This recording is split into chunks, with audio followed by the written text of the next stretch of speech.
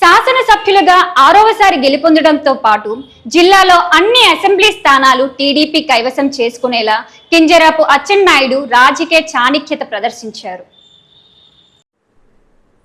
Telugu Desam party రాష్ట్ర అధ్యక్షునిగా టెక్కలి ఎమ్మెల్యేగా ఉన్న కింజరాపు అచ్చెన్నాయుడు 6వసారి అసెంబ్లీకి ఎన్నికే రికార్డు నమోదు చేసుకున్నారు. 1996లో జరిగిన బై ఎలక్షన్లో హరిశ్చంద్రపురం నియోజకవర్గం నుంచి తెలుగుదేశం పార్టీ అభ్యర్థిగా రాజకీయ ఆరంగేట్రం చేసిన అచ్చెన్నాయుడు 1999, 2004 ఎన్నికల్లోనూ అదే శాసనసభ స్థానం నుంచి గెలుపొందారు.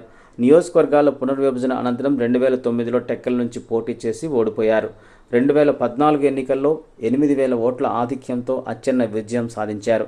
2019 ఎన్నికల్లోనూ ఆయన విజయం సాధించడంతో పాటు తెలుగుదేశం పార్టీ రాష్ట్ర అధ్యక్షునిగా మరొక కీలకమైన బాధ్యతలు సమర్థవంతంగా నిర్వహించారు. రాజకీయ జీవితంలో ఎన్నో ఆటుపోట్లు ఎదుర్కొన్న అచ్చెన్నాయుడు 6వసారి అసెంబ్లీకి ఎన్నికే రికార్డు సృష్టించారు.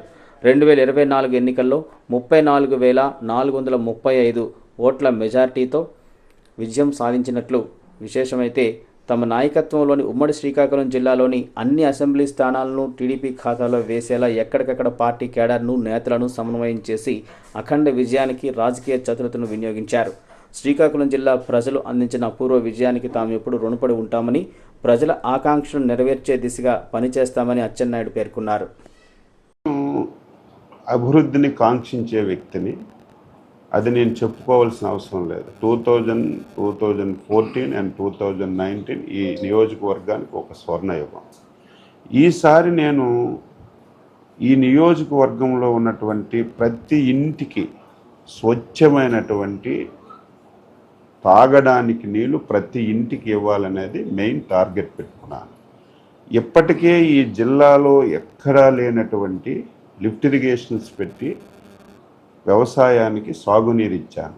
మిగిలినటువంటి ప్రాంతాలకు కూడా లిఫ్ట్ ఇరిగేషన్తో కానీ లేకపోతే వంశధార నీరు అనేది 5 సంవత్సరాల్లో ప్రజానీకం చూడడమే మర్చిపోయారు. అందులో థాయిలాండ్ అయితే అసలు వంశధార మాకుందా అనే రీతిలోకి వెళ్ళారు. ఈసారి నేను దాని మీద ప్రధానమైనటువంటి టార్గెట్ పెట్టి మొత్తం వంశధార కాలువలన్నీ సిమెంట్తో లైనింగ్ చేయించి చివరి ఎకరాకు కూడా నీరిచ్చే విధంగా నేను ఒక పెద్ద ప్రణాళిక వేసుకొని ముందుకెళ్తున్నాను. ఇవన్నీ ఒక ఎత్తు అయితే, నాది మెయిన్ ఎజెండా యువకులకి ఉద్యోగ ఉపాధి అవకాశాలు కల్పించాలి. అది ప్రభుత్వంలో కల్పించాలి, ప్రైవేట్లో కల్పించాలి, లేకపోతే స్వయం ఉపాధి ఇవ్వాలి. నేను ఇంకొక కాన్సెప్ట్ తీసుకున్నాను.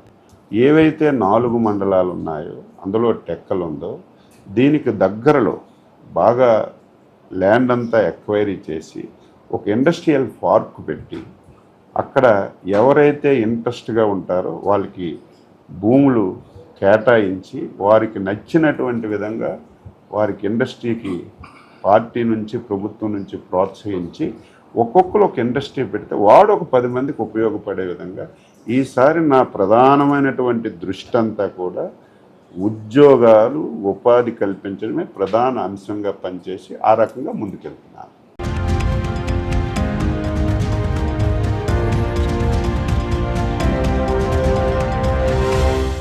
Please subscribe, like, share and comment on JKC Media.